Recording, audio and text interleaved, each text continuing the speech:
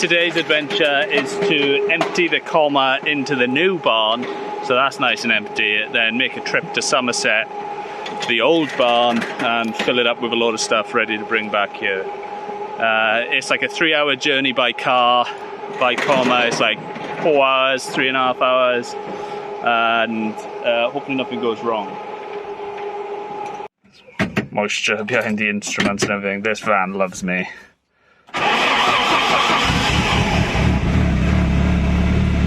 Still a bit tacky on that side, so hopefully no dust or anything settles on it. I'll be nice and quick and just unload it into the dry side. See all these footprints, by the way? Took some blue roll to them. They do just wipe off, so I'll mop this place out once I'm done, and it should look spick and span. Right, let's grow some muscles. Luckily, everything's really light. That's it, nice and empty. I don't think that's a bad amount to fit in an old van. And I'm going to bring back even more. These boxes I've emptied out. They're going to come with me. Let's go. Van is loaded up.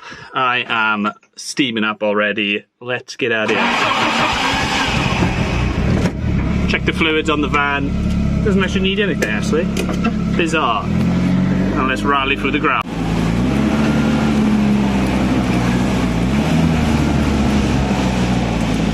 Ridiculous.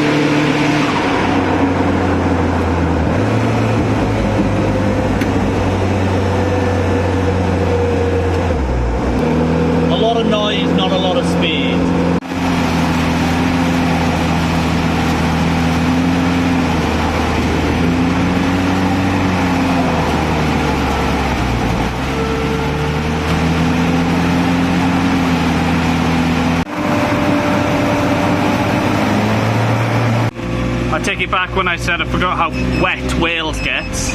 Shh, overheat alarm. I take it back when I said I forgot how wet Wales gets.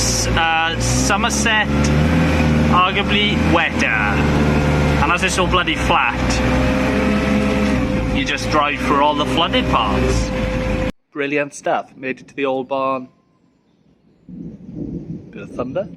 Made it to the old barn, no problems. Very, very wet around here. Wales is drier than Somerset. Now, because I just want to fill the van up with boxes and get back out of here again, clearly it makes sense that I put the van on the ramp and take it apart.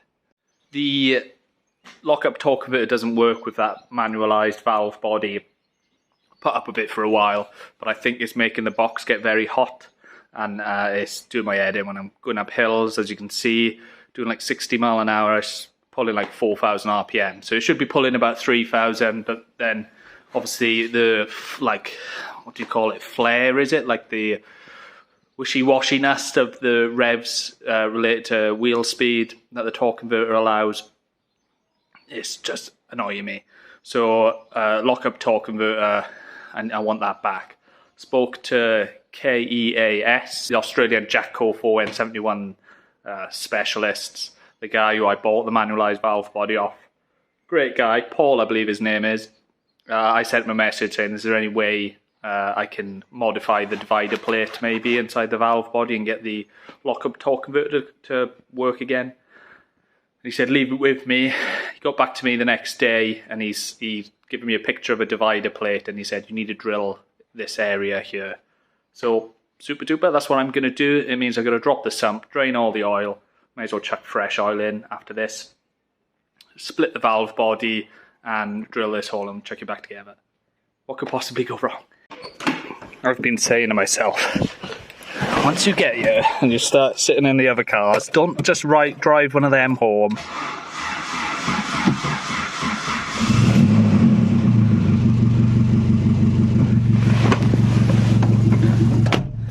It'd be easier, it'd be more comfortable, but no. Gotta bring the van back. A horrible comma.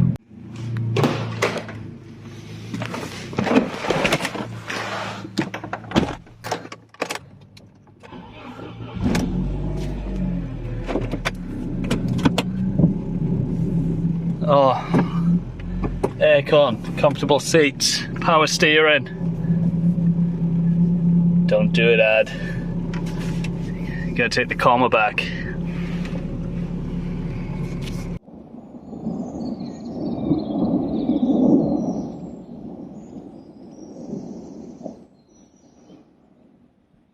I got big crusty girl up on the ramp, so I need to drop the sump off the gearbox. That'll allow all the fluid to drain and then pull the valve body out.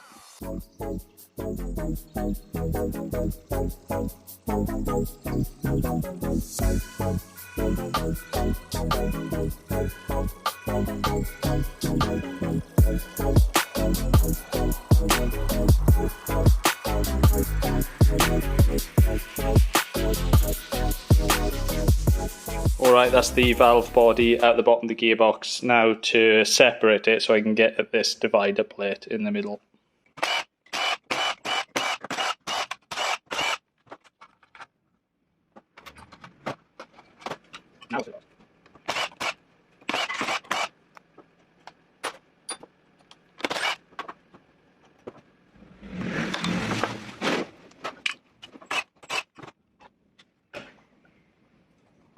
Paul reassures me no check valves to lose on this one. Super.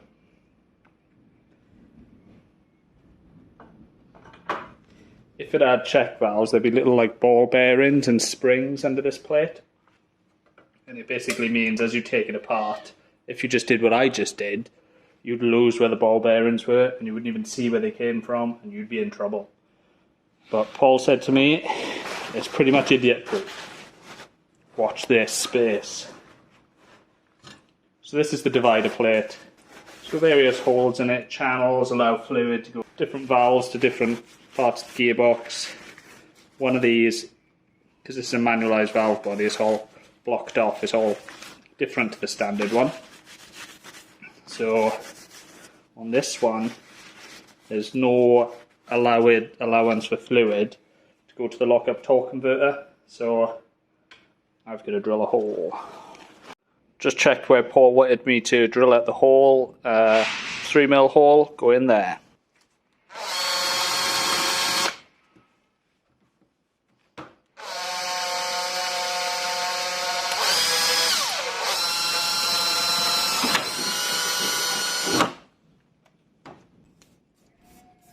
I think that's what he said. A little bit of deburring. Right, did anyone see how this came apart?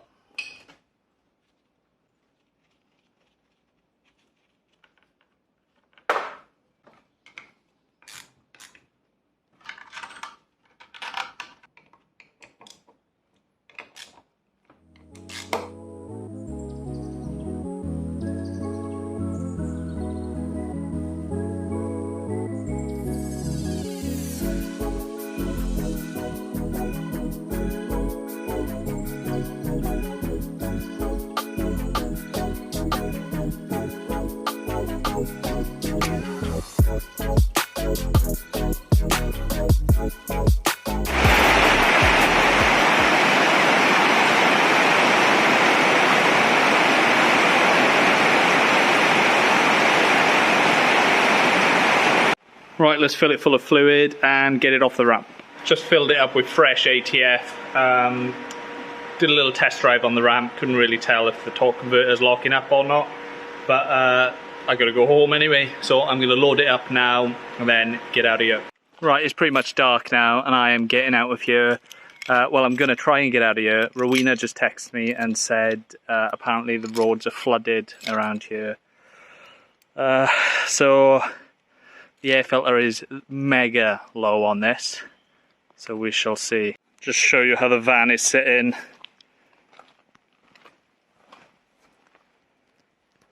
Pretty low.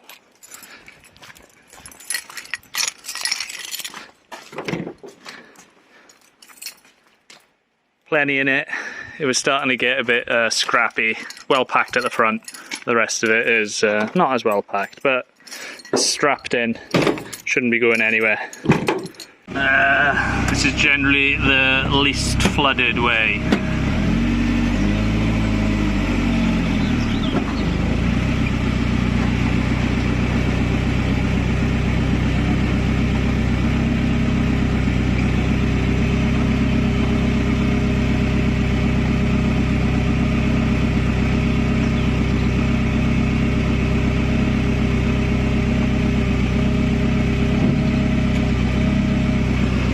Look at this.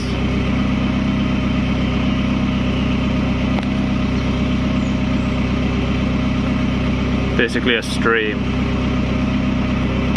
Right, I've turned around, I'm trying the other way out. This floods as well.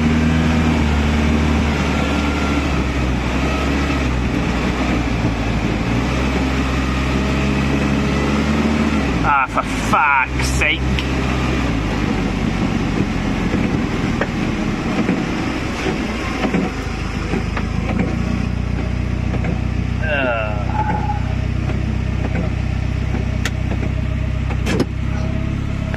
My issue is the air filter is so low. Let me just get out and check it.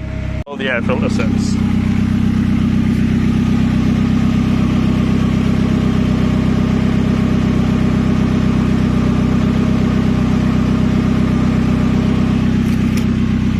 That's about 8 inches. That's not meant to be a stream.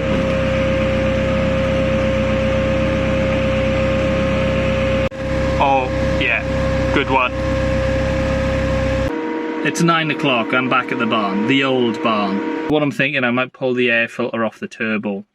But again, the slight issue with this is that the turbo itself doesn't sit all that high. Let's just crack on. Alright, pull this little side panel off. And I got a heat shield in the way. Great. And then down there, turbo. Right, guide me in. I can't actually see this with my own eyes. Giving up using my eyes now. Just doing it by feel. Also, it was a cheap 8mm Jubilee clip. They should be illegal. They should all be 7mm.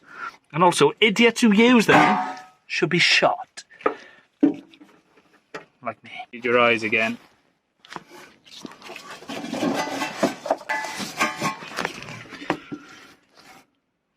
Right, I'm just going to stuff the pipe out of the way there, because really it has to come out through the bottom. Terrible camera lighting, sorry. It's the real world. Looking at it, the turbo is in line with the bottom of the door. Let's go back and try it. Okay, let's try this.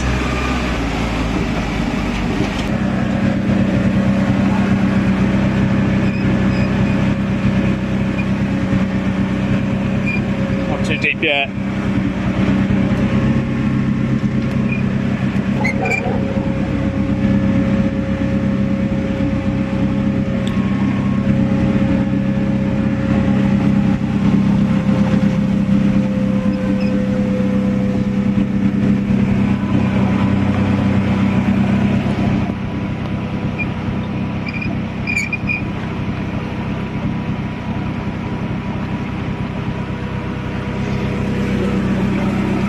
Come on, baby.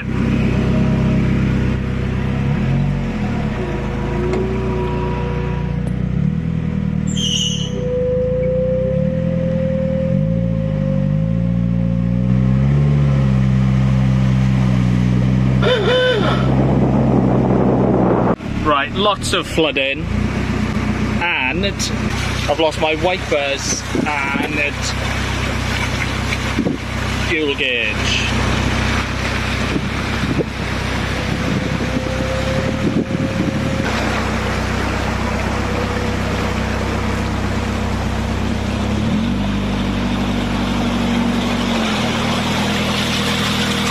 Hello, future Adam here, editing this video. Looking back, I've seen there's a bit of a gap in the footage where I basically drive through the flooded areas, and then the wipers and fuel gauge and all the switches on the top of the roof, which allows me to go into like overdrive, so essentially fourth gear, and turn high boost off. All of them switches had stopped working, and I had to, 10 o'clock at night, I was in Morrison's car park with a torch trying to work out what had happened. And what it was is that because the van had been left outside in the rain for bloody weeks, it leaks. Old vehicles leak, particularly this one. There's a parcel shelf underneath the dashboard, and that had got wet and basically bowed so much that the fuse box is attached to it, and that had dropped down, and it had pulled out a wire, which basically meant there was no power to any of them services. So luckily I just had to plug it back in, but that was great to deal with at 10 o'clock at night in the rain and the dark. But yeah, it's all part of the adventure, isn't it?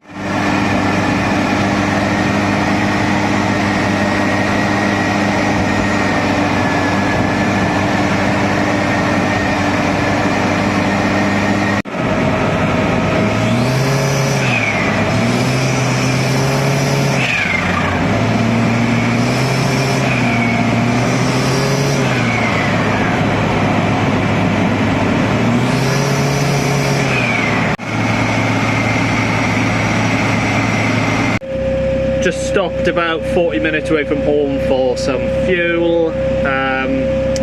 Lock-up torque converter is still not working. I think I'm going to have to look back at previous work that I've done before I fitted the manualised valve body. That may be interfering with it. But I tell you what, a lot of reflection driving back. What am I trying to achieve?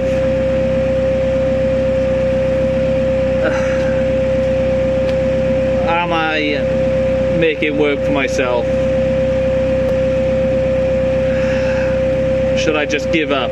What is this van going to be? Is it ever going to be a camper van? I don't know. It's late, it's like 1 AM. I'm going to head off. Motorway's closed, so Sat Nav has come up with something suitable for the US.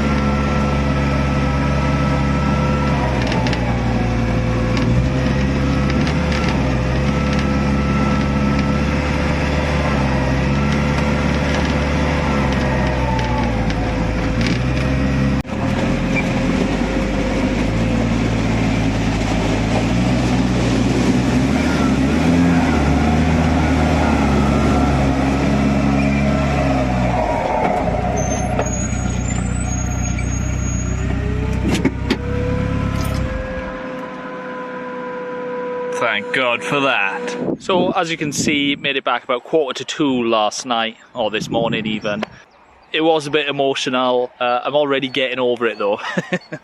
At the time, you know, I was wet, I was miserable, I was worn out. It is tiring, it's very loud to drive. And when things hadn't gone my way, you know, trying to sort out that torque converter lockup issue, and it does drink a bit of fuel, I'm just thinking, like, what is the point? What is the point of running around in something like that versus just getting a bloody rental van and using that? But I'm a glutton for punishment, so this Friday I'm off back down the barn. A few of us are meeting up there to kind of say goodbye to the place and having a few beers, and I can get another van load in this. Also, my mate Richard, Wide Arch Dolly Resto, he is bringing back my 900 back to here, which is going to be great because I miss driving a car. So that's good. So we're going to get the Saab 900 back. Hope you've enjoyed watching this kind of stuff. I can see it being maybe a little bit tedious. There's not much nitty-gritty mechanical stuff going on because I've, you know, my tools are somewhere, my projects are somewhere else. But I did just fix a lawnmower. Sorry I didn't film that for you. That one actually worked after I fixed it, so it wouldn't be my style, would it? I should have tried to fit part from something else, and then it wouldn't have worked, and then I'd have a paddy and then just carry on with that cycle forever. Anyway, that's enough from me. I'll speak to you soon. Catch you in the next one. Bye.